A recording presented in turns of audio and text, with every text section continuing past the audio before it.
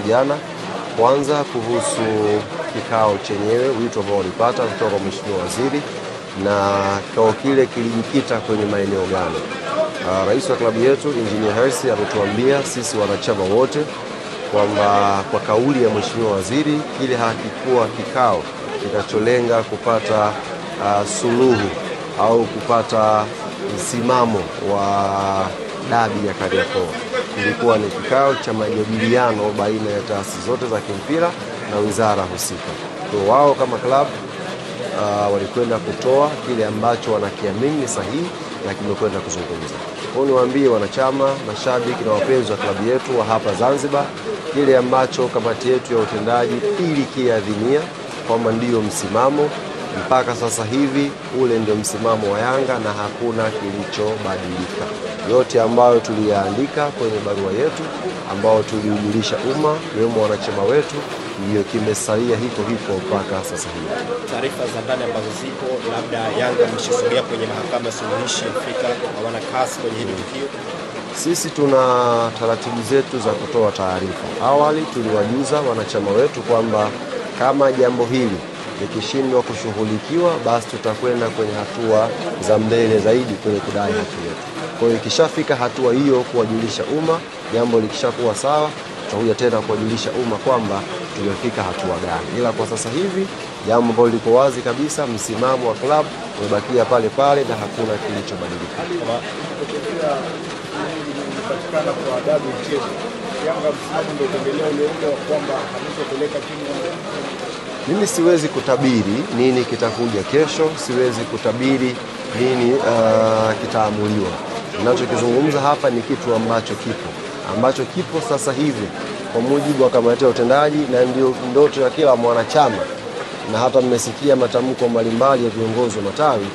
Wanachama wa club hawako tayari klabu ya Yanga icheze mchezo mwingine wa Kariakoo Derby, na kamati ya utendaji pia ilitoa tamko hilo kwamba Yanga haipo tayari kucheza tena mchezo mwingine. Kwa hata nyie kwenye maswali yenu, swala la Yanga kucheza litoeni kwanza, tujadiliane vitu vingine.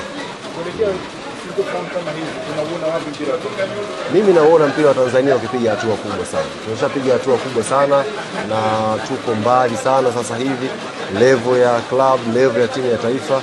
Kwa hiyo ni jambo dogo sana ambalo siamini kwamba lina athari hasi kwenye maendeleo ya mpira wetu. Mpira wetu tumeshapiga hatua kubwa sana, na changamoto kama hizi pengine zinakuja kutupa mwanga mwingine wa kuweza kusogea mbali zaidi. Haya, sawa, tumekupata vizuri Ali Shabani Kamwe kutokea visiwani Zanzibar.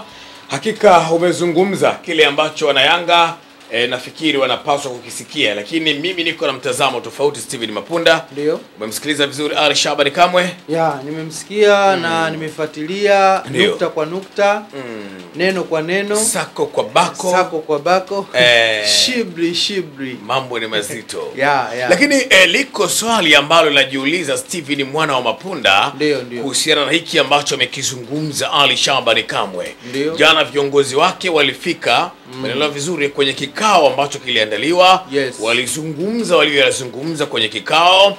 Na waziri alimeyachukua ya kuyachukua. Rais wa klabu ya Yanga aliona si vyema kutozungumza chochote na wanahabari. Aliwapa japo kidogo akaondoka. Maneno vizuri. Leo afisa habari anakuja kuzungumza tena kwa herufi kubwa. Unanilisikia vizuri? Nakusikia. Unanipata vizuri? Yani sawa bin sawia. Sasa anachokizungumza Ali Shabani kama unafikiri kina usahihi kiasi gani? Kwa sababu hii ngoma imeshafika kwenye mamlaka, tunasema mshaliwakilisha, kaeni kimya. Mnapoendelea kuzungumza kwamba msimamo wetu ni ule ule, sasa msimamo wenu ni ule ule kana kwamba nyinyi hamtaki kusikilizana na yeyote. Na kuna mamlaka imeshaingilia kati. Kwa nini baada ya kuwasilisha mambo yenu msikae kimya sasa msikilize mamlaka itawaambia nini? Msimamo wenu tunaujua. Kwa nini mnasisitiza? Mnataka nini wananchi? Ama mnawanywesha nini mashabiki wenu na wanachama wenu kwenye vichwa vyao? Bwana Cisco, mimi nikiangalia hapo moja kwa moja upande wa uongozi wa Yanga ulikuwa umekaa kimya kwa kipindi chote. Hilo ukivuta kumbukumbu utakubaliana na mimi kwamba baada lile sakata uongozi ulitoka na taarifa kwa umma kwamba mchezo upo. Ndio. Baadaye mchezo ulipokuja kuahirishwa pia tuliona uongozi ulitoa taarifa na ikatoa ile ripoti yake kwa umma na kuandika kwa bodi ya ligi kupinga kile ambacho kimeweza kutokea. Hiyo ndio uongozi uweza kufanya, na hata katika maamuzi yao wanasema kwamba walifanya mkutano online. Yani kwa maana kwamba walikuwa scattered na waliweza kukaa chini na kukubaliana. Hapo ndio uongozi wa Yanga uliweza kufanya. Lakini baada ya hapo yakaja kutokea yaliyokuwa yametokea, mpaka rais wa shirikisho anakuja kuongea wajiuzuru wafanye nini, zile songo mbingo ambazo zilikuwa zinatokea, uongozi wa Yanga ulikaa kimya. Alikuja kutokea mjumbe wa mkutano mkuu Haji Sande Manara. Katika press yake alikuja kudumbukizia pia swala la dabi. Akasemaje kwamba viongozi nyewe mtakaa kimya. Sisi ndio tutakuwa tumelivalia njuga hili. Na tutalizungumzia hili. Na makamu wa rais Arafat Haji yeye alikuwa akizungumza katika lugha ya fasihi zaidi. Kwa namna nyingine alikuwa anatumia fasihi andishi kufikisha ujumbe. Unajua fasihi hizi bwana kuna namna ya kuziwasilisha kwa sisi wana wa Kiswahili. Mimi ni mwanaisimu. Unajua maana ya mwanaisimu? Mimi nakupata. Sasa sisi wanaisimu tunaelewa kwamba Arafat Haji makamu wa rais wa klabu ya Yanga alichagua njia yake ambayo haihusiani na masuala ya kufungiwa. Kuna njia ukitumia kufungiwa ni ngumu. Kwa hiyo alichagua njia yake ya kufikisha ujumbe. Kwa mfano mimi naandika na kupiga wewe mnadi kijembe, si ndio? Lakini sasa anasema, umeelewa vizuri unapenda 1 2 3, wewe huwezi kuniataki mimi moja kwa moja. Labda namzungumza Odo Nuru ambaye yuko nyuma ya kamera. Umeelewa vizuri ndio fasihi ambayo limetumika. Sawa. Na uje uzuri wa fasihi bwana, ukija ukiniataki mimi nitakuuliza tu kwani umeelewaje? Mimi bwana nimeelewa jambo fulani, basi elewa hivyo hivyo. Ni sawa kama mwanamuziki Mlisho Mpoto alipotoa wimbo wa Mjomba, alipoimba Mjomba. Alimba mjomba, lakini watu wakawa wanatafsiri, wengine mjomba rais, mwingine mjomba nani. Walipomuuliza akasema kwani nyinyi nikiwaambia mjomba mnaelewa nini? Basi mnaelewa unasema fulani. Akasema basi hivyo hivyo. Yani ndio fasihi ilivyo. Yani kwamba wewe toa fasihi yako alafu acha hadhira itafsiri vile ambavyo inataka. Utakiwi kuifungua. Na hicho ndicho ambacho Arafat Haji alikuwa akikifanya. Na baada hapo hatukuwasikia viongozi wakiwa wanalizungumzia hili sakata. Tulikuwa tunaona wanachama, tulikuwa tunaona mashabiki wakiwa wanafanya klabu ya Yanga. Na wadau, lakini pia wachambuzi pia tulikuwa hatuko nyuma katika sakata hili. Kila siku tunakuwa tunarudi tunazungumzia. Kuna watu kwenye media zao mpaka walikuwa wanakosana. Lakini uongozi wa Yanga ulikaa kimya katika kipindi chote. Kwa hiyo sasa kilichokuja kutokea mamlaka ilipokuja kuwaita Dar es Salaam Young Africa, Simba pamoja na bodi ya ligi na TFF walipokuja kutoka. Kwa sasa hapa sisi ambao tupo kwenye sekta ya habari lazima tutakuwa tunatafuta kutaka kujua uongozi, yani sio mashabiki wamekubaliana nini, sio mashabiki, sio wapenzi na habari, tunatafuta story nini kilizungumzwa. Sasa tumempata Alikamwe akazungumza kile ambacho watu wanataka kusikia. Kwa hapa sasa sisi tunaenda, uongozi ndio uliitwa pale. Tumeona aliitwa rais wa Yanga na makamu wake, tunaona try again alikuwepo upande wa Simba, tunaona Mangungu alikuwepo upande wa Simba. Kwa hii hawa ni mihimili katika hizo taasisi, lakini pia tunamuona rais wa shirikisho wale Skalia akiwepo pale, tunamuona Msigwa akiwepo pale, tunamuona waziri wa michezo, naibu waziri wa michezo. Kwa hivi ni vichwa katika sekta ya michezo Tanzania. Kwa sisi tunahitaji kupata taarifa kutoka kwao nini ambacho kimeweza kuzungumzwa. Tunaona upande wa engineer Hensi aliongea, lakini leo hii pia tunakuja kumsikia afisa habari huyu wa klabu ya Yanga ambaye huyu katika sekta ya habari ni bosi pale, ambaye yeye anatoa taarifa na yeye anatoa kibali kwamba taarifa hii bwana naomba itoke kwa umma. Na akizungumza Yanga tunajua akizungumza Ali tunajua Yanga imezungumza kwa sababu hazungumzi kwa matakwa yake, bali klabu inamtuma nenda kawaambie iki wanachama, wadau na wapenzi wa soka. Umeelewa vizuri? Na ndio maana ili tukio wakati linaendelea Ali Shabani Kamwe alikuwa azungumzi kabisa, na ndio maana leo kwa mara ya kwanza amezungumza kwenye hili sakata. Ndio maana nikakuuliza ni sawa Steven? Yes. Sasa kwa hiyo hapo tumepata uhalali wa nini, kwa nini amezungumza, kwa sababu uongozi wa juu wa Yanga ulihusishwa katika hili sakata, katika kutafuta suluhu, kwa maana kwamba rais na makamu wake, lakini pia tuliona hata kina Alex Ngai pia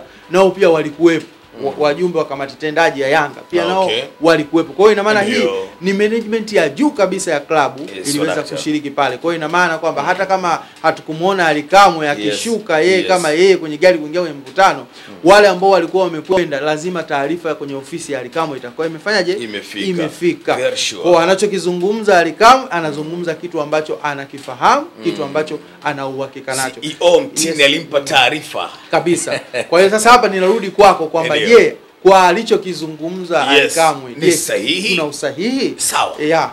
Kwa alichokizungumza Ali Kamwe kina usahihi kwa maana gani? Kwamba anaendelea kuhabarisha, kwa sababu anaposema maana yake kwamba nyuma yake kuna mashabiki, nyuma yake kuna wapenzi, nyuma yake kuna wanachama.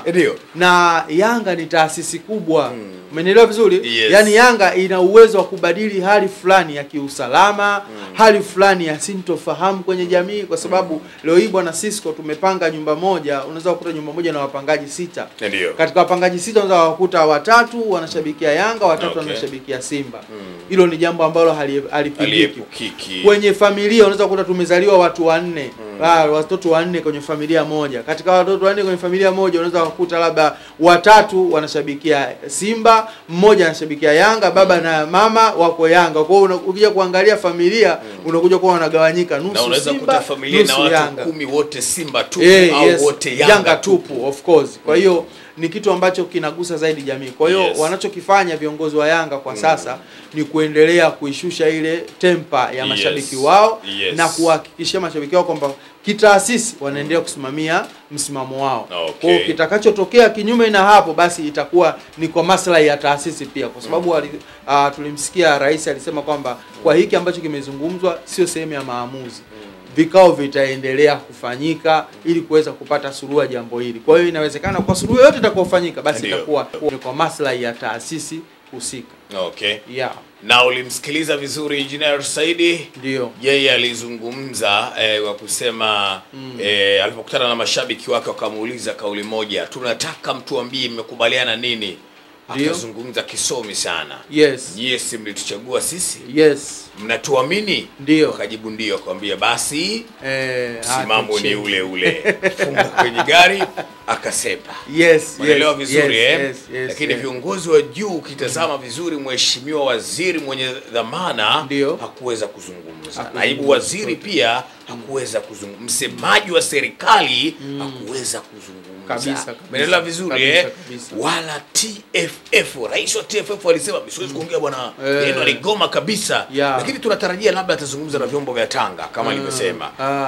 Sababu si alisema hawezi kuzungumza na vyombo vya inawezekana. Nasubiri labda akifika Tanga tunaweza tukapata taarifa za kikao. Lakini hapa Dar es Salaam sisi ametukazia, ameshindwa kutupa taarifa. Nilikuona ulipokuwa unajaribu kukimbilia, akashindwa kutupa taarifa. Alisema kuzungumza bwana, ile kauli ya mtazungumza na vyombo vya Tanga ikaja kichwani, ukaweka mic namna hii, nasema sawa. Wewe Dar es Salaam ukivuka sana mji kasoro bahari. Tanga kule sisi haturuhusi. Kwa hiyo ukiangalia unaona kuna ule msimamo umeendelea. Unaelewa vizuri? Ndio maana nikauliza, je, ni sawa? Kwa sababu hii ngoma ilishafika kwenye mamlaka, kwa nini wasipige kimya, wazungumze, tusubiri mamlaka zitakuja na kauli gani? Mimi kwa upande wa Yanga sina mashaka, walikuwa wapo sahihi kwa kufanya hivyo. Lakini kwa upande wa serikali, upande wa TFF, upande wa bodi, naona pia wako sahihi kwa sababu wao ndio mamlaka ambayo inategemea ije na majibu. Kwa hiyo haitaki kuja na majibu nusu nusu. Kwa upande wa Dar es Salaam Young Africa, wao ni msimamo wao kwamba hatuchezi. Kwa hiyo wameendelea kusimamia kwenye msimamo wao huo. Lakini pia upande wa Muktadha Mangungu pia tulivyomsikia alisema kwamba waliitwa kujadili maendeleo ya mpira wa Tanzania. Na sisi sakata la dabi. Naona maswali mengi na waandishi tulivyozidi kumuuliza sana kwamba vipi kuhusu sakata la dabi, mustakabali wake ukoje, yeye alisema kwamba itapangiwa tarehe kama tulivyoambiwa na mamlaka. Hata hao wanaosema kwamba mechi haichezwi, wao wanaangalia tu kama vile wanapomzungumzia tembo kama ni sikio, wanajadili sikio tu, kwamba kumbe tembo mwili wake ana vitu vingi tu vya kujadili. Yes, kuna miguu, kichwa, gongo, kwa hiyo kiuno, mkia, kabisa, swadakta.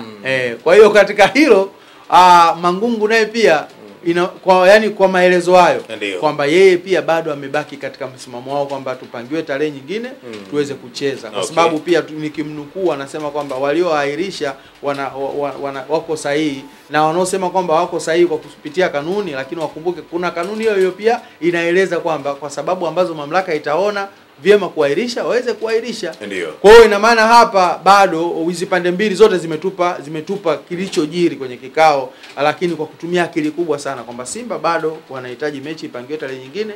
Dar es Salaam Young Africa wao wanasema kwamba hatuchezi, lakini mamlaka ya kutoa jibu la moja kwa moja imekaa kimya ikiendelea kuchakata kwa kile ambacho kimepatikana. Kwa upande huu mimi naona wako sahihi.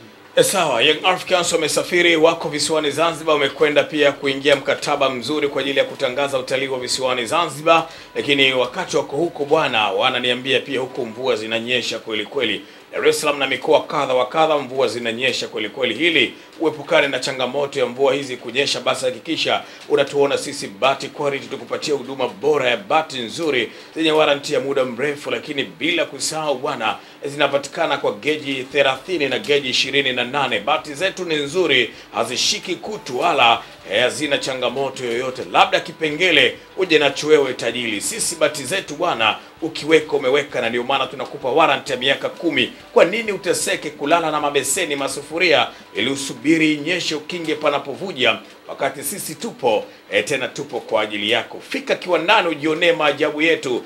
Tunazo za migongo midogo, migongo mipana mfano wa kigae, na zile pia zenye matili ya chenga chenga zinapatikana kwa gharama nafuu na bei ya kiwandani. Nikwambie tu, nyuma ya kamera amesimama Odo Nuru, tulikuwa tunamtazama Ali Shabani Kamwe na kile ambacho amekizungumza. Endelea kuwa nasi sako kwa bako ili tuendelee pia kukusogezea taarifa jadidi kweli kweli zisizokuwa na shida wala kipengele chochote, kutoka kwa vyanzo maalum na mahususi kwenye habari za michezo na burudani. Kwa heri.